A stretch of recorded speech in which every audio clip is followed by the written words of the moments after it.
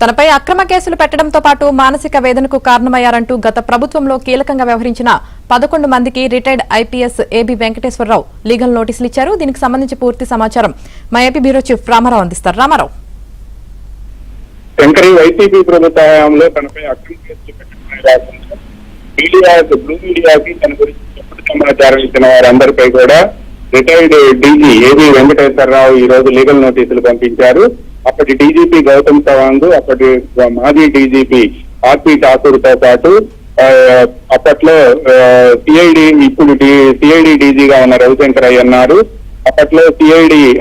డీజీగా ఉన్న పివి సునీల్ కుమార్, అదేవిధంగా అప్పటి అడిషనల్ ఎస్పీగా ఉన్న విజయపాల్ తో పాటు డీజీపీ ఆఫీస్ లో చీఫ్ అకౌంట్స్ ఆఫీసర్ గా ఉన్న గోవిందరాజన్, అదేవిధంగా అప్పటి ఇంటెలిజెన్స్ బాస్ గా ఉన్న PSR Anjaneyulu, additional SP Sai Krishna, అదేవిధంగా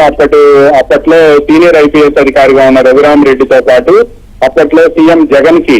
సిపిఆర్ఓగా ఉన్న పూరి శ్రీహరి కూడా లీగల్ నోటీసులు పంపించారు. తనపై తాను పరికరాల కొనుగోలుకు సంబంధించి అక్రమాలకు పాల్పడ్డానని తనపై ఏసీబీ కేసు నమోదు చేయడమే కాకుండా తను అరెస్ట్ చేసేందుకు ప్రయత్నం చేయటం, పైగా తనకు నోటీసులు పంపించి తను అరెస్ట్ చేసేందుకు ప్రయత్నించడంతో పాటు తనను సస్పెండ్ కూడా చేశారని, ఇవన్నీ ఆ తర్వాత అక్రమ కేసులని, అదేవిధంగా వీటన్నిటినీ కూడా ఏపీ హైకోర్టు కొట్టివేసిన విషయాన్ని కూడా ఈ నోటీసుల్లో గుర్తు చేశారు. అదేవిధంగా తనపై తప్పుడు సమాచారం మొత్తాన్ని కూడా బ్లూ మీడియా నుంచి తనపై ఫాల్స్ ప్రాపగాండా చేయడంలో అప్పటి సీఎం సిపిఆర్ఓగా వ్యవహరించిన పూడి శ్రీహరి కూడా కీలకంగా